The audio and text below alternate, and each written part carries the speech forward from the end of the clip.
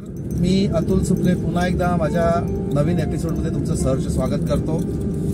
आज आपण चाललो आहोत नाशिक रोडला। नाशिकला यासाठी चाललो आहे की इथे बरेच काही आपल्याकडे अशी गावं आहेत। त्या गावाचं जे वैशिष्ट्य आहे त्या गावामध्ये बऱ्याच काही अशा ऐतिहासिक गोष्टी आहेत ते आपण तिथे जाऊन बघणार आहोत।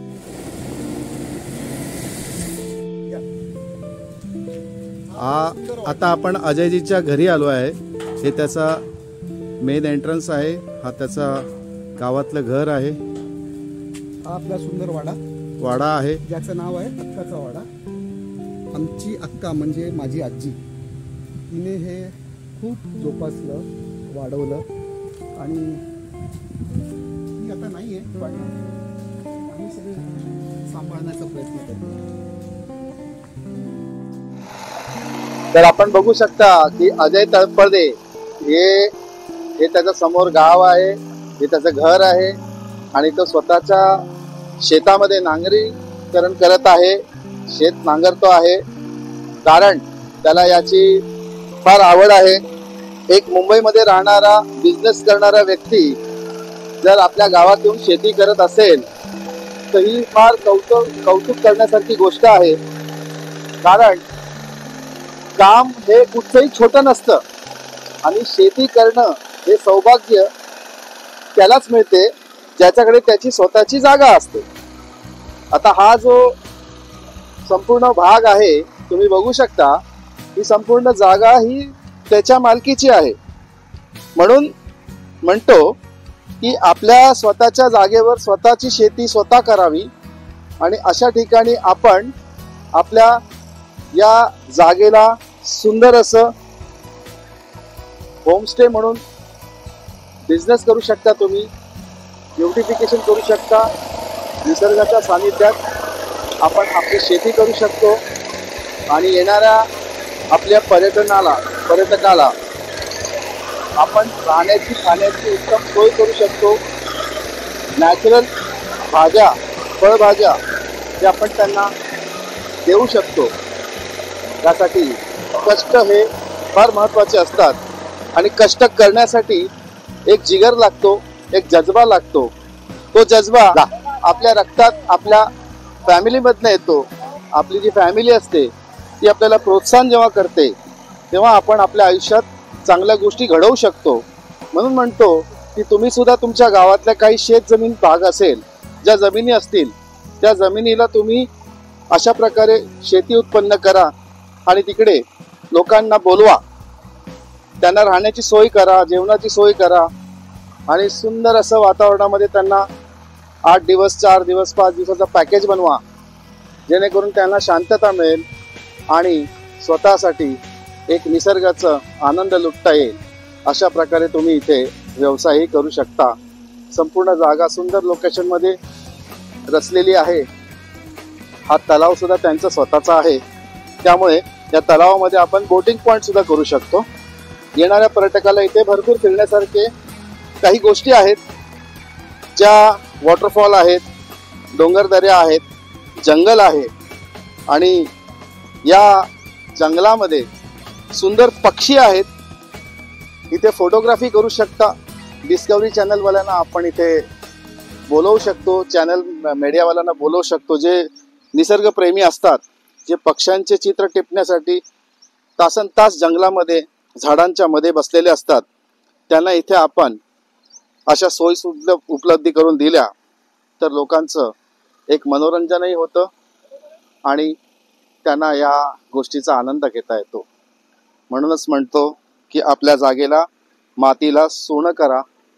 आपली माती, आपली माणसं ही जुळवा आणि आपल्या माणसांना इथे उत्पन्न निर्माण करण्यासाठी एक मोका द्या। ही त्या मंदिराची एंट्री आहे आणि या मंदिरामध्ये तर हे पुरातन कालाचं शिव मंदिर आहे आणि आपल्यासोबत आज जुळणार आहेत विजयजी, जे जव्हार गावातील ग्रामस्थ आहेत आणि हे ते शिवकालीन जमान्यातलं हे स्वयंभू असं शिवलिंग आहे.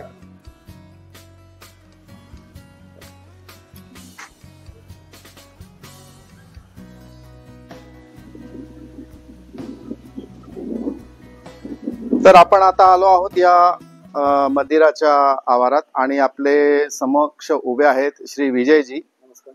नमस्कार.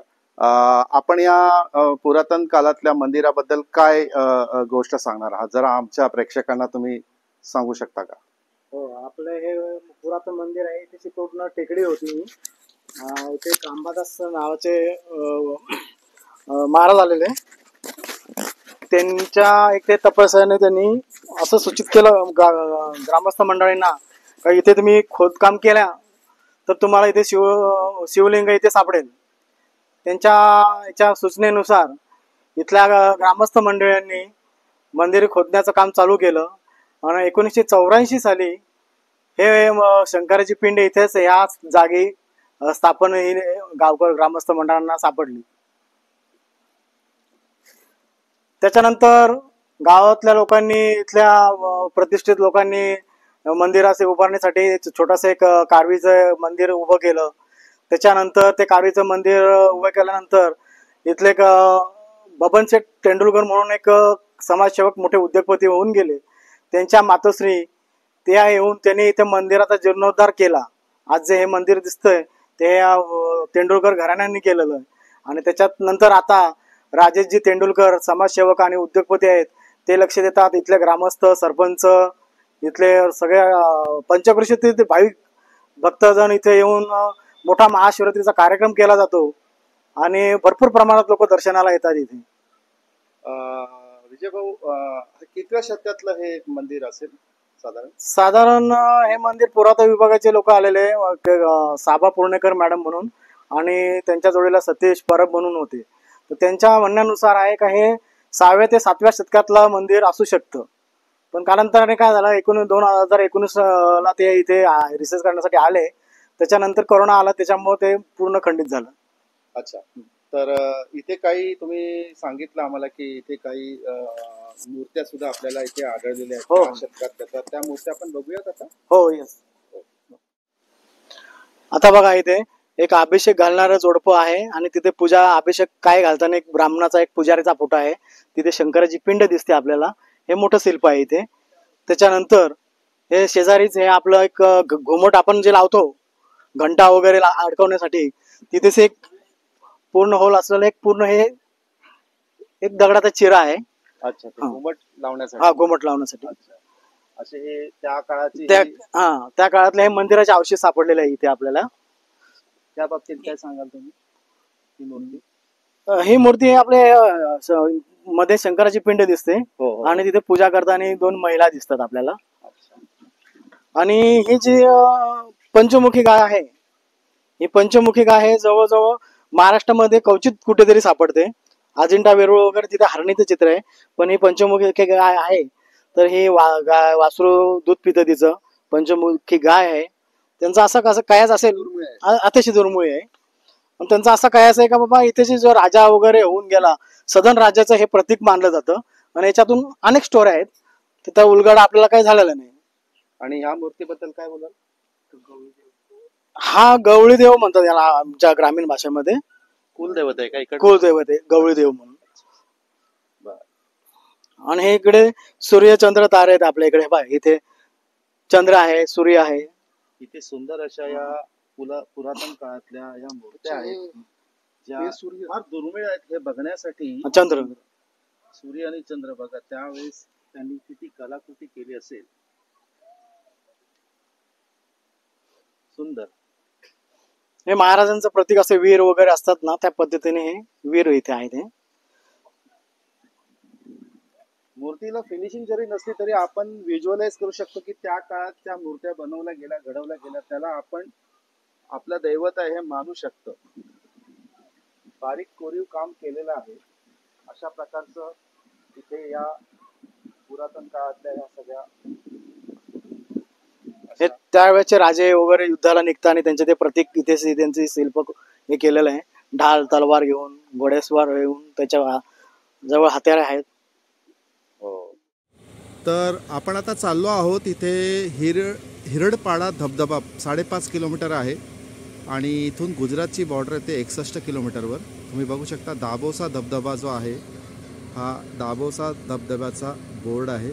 इथून साधारण 5.5 किलोमीटर हा वॉटरफॉल येतो सुंदर असा आणि हा तो मेन रोड आहे जो जव्हार गावाकडनं आपण आलो होतो.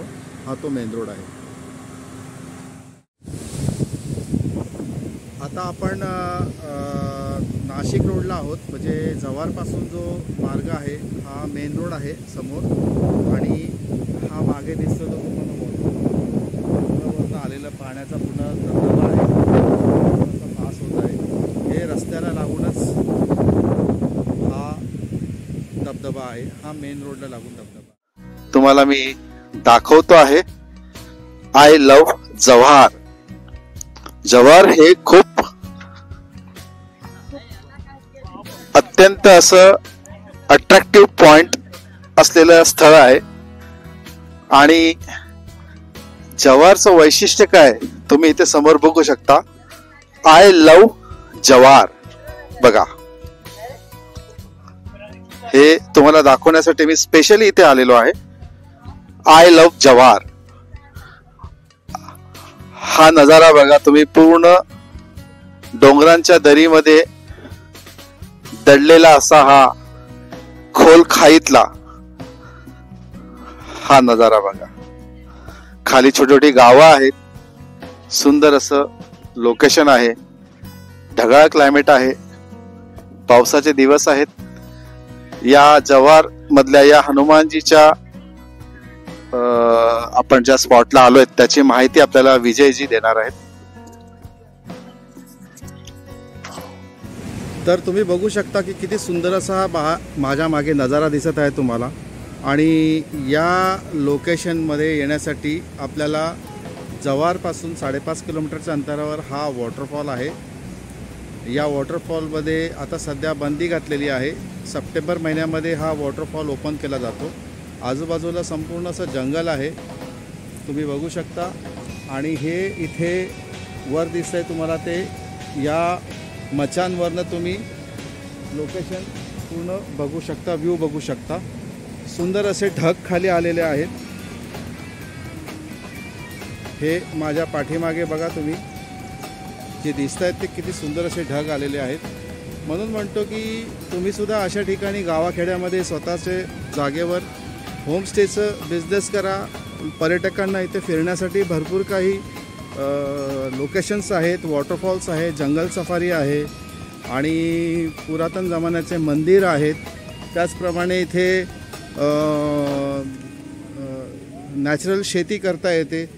शेती करा, फळभाज्या उगवा. त्याचप्रमाणे मार्केटिंग करा, होमस्टेची सोय करा, राहण्याची सोय करा. खूप सुंदर असा नजारा आहे. किती सुंदर असा आहे पहा. तर आपण बघू शकता हा आहे दाबोसा धबधबा. किती सुंदर असा धबधबा आहे.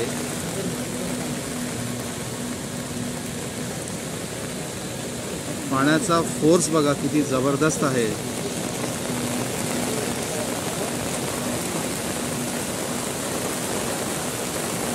इतका सुंदर पाऊस पडत आहे.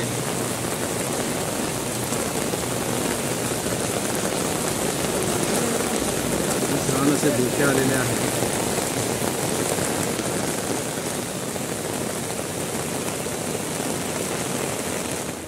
महाराजांचं पुढे सदानंद महाराजांचं मंदिर आहे आणि ते सदानंद महाराजांच्या मंदिराला पूर्ण पूर्वीच्या काळी एसट्या वगैरे होत्या ना, असे प्रदर्शन घालून प्रवासी वगैरे पुढे नाशिक, ठाणा, मुंबई इकडे प्रवास करण्यासाठी मंदिराला प्रदर्शन घालून जायचे. हे जुनं प्रवेश आहे. हे राजवाड्याची जुनी भिंत आहे. जवाहर विलेजमध्ये रस्त्याला जाताना हा एक पाण्याचा लेक येतो. खूप सुंदर असा लेक आहे आणि या मेन रोडवरनं गाड्या जात आहेत. समोर सगळे रिसॉर्ट्स आहेत, हॉटेल्स आहेत. हा पूर्ण माउंटन व्ह्यू आहे. नमस्कार. आपण आलो आहोत इथे जव्हारमध्ये, नाशिकपासून साधारण 40-43 किलोमीटरच्या अंतरावर हा जव्हार म्हणून एक लोकेशन आहे. इथे ही वाडी आहे माझ्या मित्राची. 2.5 एकरची ही जागा आहे. तुम्हाला मी दाखवतो, ही जागा बघू शकता तुम्ही. या जागेला मेन एंट्री इकडनं आहे आणि अशी पूर्ण कंपाऊंड आहे. समोर तुम्ही बघा, इथे पूर्ण कंपाऊंड आहे असं चारी बाजूला. अशी ती पूर्ण पाठीमागे तिथपर्यंत अशी ही 2.5 एकरची जागा आहे. आणि या 2.5 एकरच्या जागेमध्ये इथे होमस्टेचं प्लॅनिंग आपण केलेलं आहे. कारण इथे पर्यटक फार फिरायला येतात वीकेंडला, वीकडेजला वगैरे, हॉलिडेजमध्ये. आणि इथे वॉटरफॉल्स आहेत, जंगल आहे आणि फॉरेस्ट आहे. बऱ्याच ठिकाणी अट्रॅक्टिव्ह पॉईंट्स आहेत, इथे धबधबे आहेत. तर या लोकेशनमध्ये लोक आवर्जून येतात, कारण हे नाशिकपासून जवळ आहे आणि गुजरातपासून पण हे जवळ आहे. आणि गुजरात बाउंड्री लागते, तिथून साधारण अर्धा तास, पाऊण तास लागतो या बाउंड्री क्रॉस करायला. आणि इकडे यायला एक अर्धा तास. तर 1 तासाच्या अंतरावर हा पॉईंट आहे. आणि या पॉईंटमध्ये आपण इथे समोर एक सेमिनार हॉल बनवणार आहे. त्या बाजूला इथे 100-150 माणसाची अरेंजमेंट होईल. ऑफिसची हे असतात, मीटिंग्स असतात त्यासाठी. त्यासोबत त्याच्यामागे आपण किचन काढतो आहे, त्यानंतर इथे वॉशरूम काढतो आहे. आणि इथे मध्ये समोर पाहाल तुम्ही, तर इथे स्विमिंग पूलचं प्रोजेक्ट आहे आपलं या बाजूला. आणि या बाजूला पुढे जर गेलात आपण, तर पुढच्या बाजूला आपण कॉटेजेस काढतोय, सूट रूम्सवाले फॅमिलीजसाठी आणि कपल्स लोकांसाठी आपण इथे कॉटेजेस काढतोय. या जागेचं वैशिष्ट्य असं आहे की इथे रात्रीच्या वेळेस जे काजवे असतात ते इथे भयंकर काजवे आहेत. आम्ही काल रात्री इथे आलो होतो व्हिजिटला, तर पाऊस भरपूर असल्यामुळे आम्हाला शूट नाही करता आलं. आणि या स्पॉटमध्ये त्या एंडला गेलात ना, तर तिथे आपण एक असं मचान बनवतोय. त्या मचानवर तुम्ही फोटोग्राफी करू शकता, व्हिडिओ शूटिंग करू शकता, काजव्यांचं चित्रीकरण तुम्ही टिपू शकता. सोबत इथे पक्षी जे आहेत ते खूप सुंदर सुंदर पक्षी इथे येतात, कारण इथे त्यांनी काही फळभाज्या लावलेल्या आहेत, काही फुलं आहेत, फुलपाखरं वगैरे, म्हणजे छान असं वातावरणामध्ये इथे पक्षी येतात. आणि इथे जे वातावरण आहे ते खूप सुंदर वातावरण आहे. म्हणून म्हणतो की तुम्हालाही अशा प्रकारचं जर तुमच्या गावामध्ये जर तुमची जागा असेल, जमीन असेल, तर त्या जमिनीला तुम्हाला, त्या जागेला सुद्धा तुम्ही अशा प्रकारे फार्म हाऊस म्हणून, होमस्टे म्हणून तुम्ही डेव्हलपमेंट करू शकता. आणि त्याच्यातनं महिन्याचं उत्पन्न पण काढू शकता. कारण होमस्टे हा प्रकार जो आहे तो घरगुती जेवणाचा आहे. इथे राहण्याची सोय करू शकतो. महाराष्ट्र शासनाकडनं आपल्याला MTDC मधनं लायसन्स मिळतं. त्याची काही आवश्यकता नाही आहे इथे, कारण आपलं होमस्टे असल्यामुळे एवढी गरज पडत नाही. जर कमर्शियल असेल तर त्याची गोष्ट लागते ती आपल्याला करायला. म्हणून म्हणतो की तुम्ही सुद्धा असं या ठिकाणी तुमच्या जागेला डेव्हलप करा. तुम्हाला तुमच्या जागेचं डेव्हलपमेंट करायचं असेल तर माझ्याकडे संपूर्ण टीम आहे. आपली टीम पूर्ण स्विमिंग पूल बनवते, पूर्ण पेंटिंगची कामं करतो, इंटिरियर डेकोरेशनचं कामं करतो. आणि आपली स्वतःची वेबसाईट आहे. वेबसाईटवर आपण बुकिंग्स घेतो. ऑनलाईन बिझनेस आहे आणि भरपूर प्रतिसाद मिळतो. भरपूर लोक अशा लोकेशनला यायला तरसतात की कुठेतरी आपल्याला शेतामध्ये, गावामध्ये असं आपल्याला होमस्टे प्युअरली मिळायला पाहिजे. ओके, तर त्याप्रमाणे तुम्ही इथे तुमच्या जागेला जर डेव्हलपमेंट करायची असेल तर मला खाली दिलेल्या नंबरवर संपर्क करा. बाकीची माहिती तुम्हाला मी पुढच्या व्हिडिओमध्ये देईन. धन्यवाद.